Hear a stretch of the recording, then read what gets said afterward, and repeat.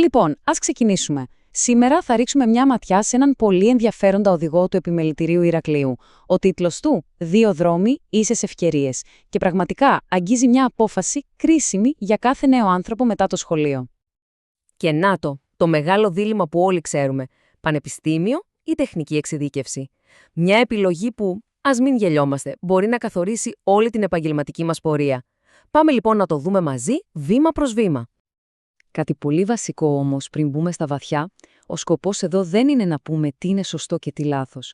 Κάθε άλλο. Θέλουμε απλώς να δούμε τα δεδομένα, καθαρά και εξάστερα, ώστε η τελική απόφαση να είναι συνειδητή, να ξέρει κανείς τι επιλέγει. Και ξεκινάμε με το πρώτο μεγάλο κεφάλαιο, τα οικονομικά. Ναι, τους αριθμούς. Θα βάλουμε κάτω τα δύο μονοπάτια και θα δούμε τι σημαίνει το καθένα για την τσέπη μας σε μια πολύ κρίσιμη φάση από τα 18 μέχρι τα 25. Κοιτάξτε λίγο αυτόν τον πίνακα. Τα λέει όλα, έτσι δεν είναι? Από τη μία έχουμε την πανεπιστημιακή πορεία, 4-5 χρόνια σπουδών, ένα σεβαστό κόστος και φυσικά μηδενικό εισόδημα για όλο αυτό το διάστημα. Και από την άλλη, η τεχνική εξειδίκευση. Μιλάμε για γρήγορη κατάρτιση, σχεδόν άμεση είσοδο στην αγορά εργασίας και άρα εισόδημα και εμπειρία από πολύ νωρίς. Και τώρα κρατηθείτε. Περίπου 50.000 ευρώ. Ναι, καλά ακούσατε. Αυτό είναι το μέσο κόστος για σπουδές σε άλλη πόλη για 5 χρόνια. Βάλτε μέσα ενοίκια, λογαριασμούς, όλα τα έξοδα. Είναι μια τεράστια επένδυση για μια μέση οικογένεια, ας είμαστε ειλικρινείς.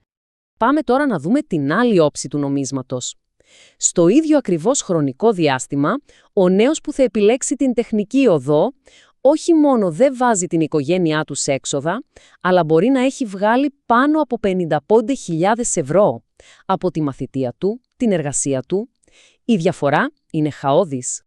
Και εδώ είναι που τα πράγματα γίνονται πραγματικά εντυπωσιακά. Γιατί αν προσθέσουμε τα λεφτά που δόθηκαν για σπουδές με τα λεφτά που δεν κερδίθηκαν την ίδια περίοδο, η ψαλίδα, η οικονομική διαφορά δηλαδή στα 25, μπορεί να ξεπεράσει τις 100.000 ευρώ.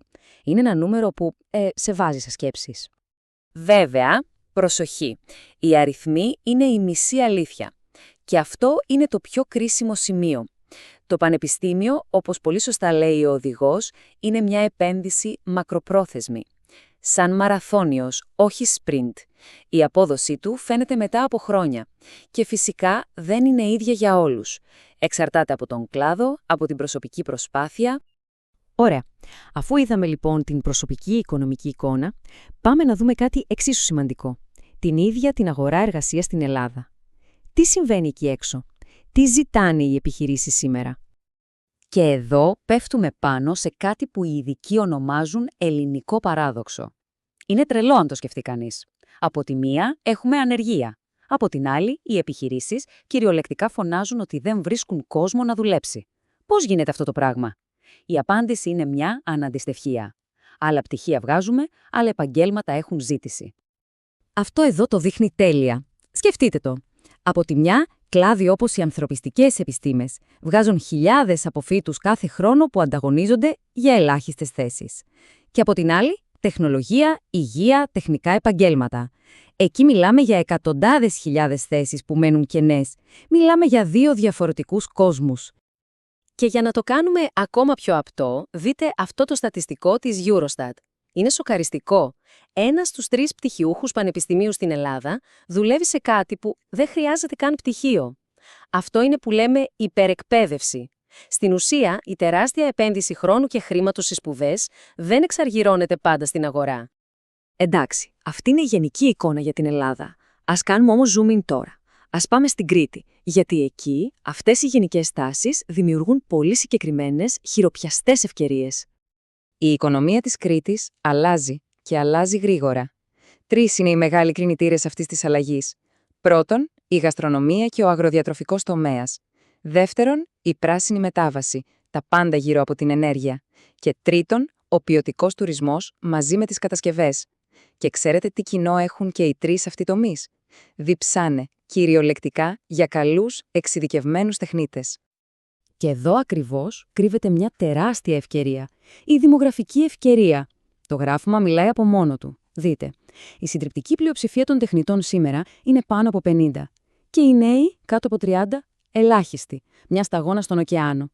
Τι μας λέει αυτό για το μέλλον? Σημαίνει κάτι πολύ απλό και πολύ δυνατό. Τα επόμενα 5 με 10 χρόνια όλοι αυτοί οι έμπειροι μάστορες θα βγουν στη σύνταξη και θα αφήσουν πίσω τους ένα τεράστιο κενό. Για ένα νέο άνθρωπο που θα μπει τώρα σε αυτούς τους κλάδους, αυτό σημαίνει 3 πράγματα. Σχεδόν μηδενικός ανταγωνισμός, πολύ μεγαλύτερη δύναμη να διαπραγματευτεί καλό μισθό και φυσικά χρυσές ευκαιρίες για να ανοίξει τη δική του δουλειά. Ωραία. Είδαμε τα λεφτά, είδαμε την αγορά. Τώρα όμως ήρθε η ώρα για την πιο προσωπική, την πιο σημαντική ερώτηση από όλες. Ποιος δρόμος είναι για ποιον? Πάμε να δούμε μερικά σημεία κλειδιά για να καταλάβει ο καθένας που ταιριάζει καλύτερα. Λοιπόν, πότε είναι το πανεπιστήμιο η σωστή κίνηση? Πρώτον, αν το επάγγελμα το απαιτεί από τον νόμο. Προφανές. Γιατρός, δικηγόρος, δεν γίνεται αλλιώς. Δεύτερον, αν υπάρχει αληθινό πάθος, μεράκι για τη θεωρία, για τη γνώση, για την έρευνα.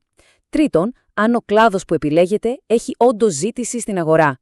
Και τέταρτον, πολύ πρακτικό, αν υπάρχει οικονομική δυνατότητα για να βγουν οι σπουδές χωρίς να γίνει γολγοθάς. Και από την άλλη πλευρά, πότε είναι η τεχνική εξειδίκευση ο δρόμος μας? Είναι για τους ανθρώπους της δράσης, για όσους προτιμούν να πιάνουν τα χέρια τους παρά να διαβάζουν ατελείωτες σελίδες.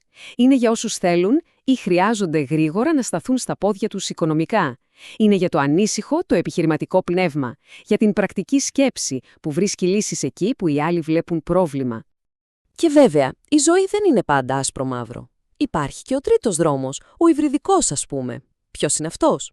Μπορεί κάποιος να ξεκινήσει με τεχνική εκπαίδευση, να βρει δουλειά, να πατήσει στα πόδια του και μετά, αργότερα, να κάνει και τις πανεπιστημιακές σπουδές του. Ή απλά να μην σταματήσει ποτέ να μαθαίνει, με σεμινάρια, με πιστοποιήσεις, αυτό που λέμε διαβίου μάθηση.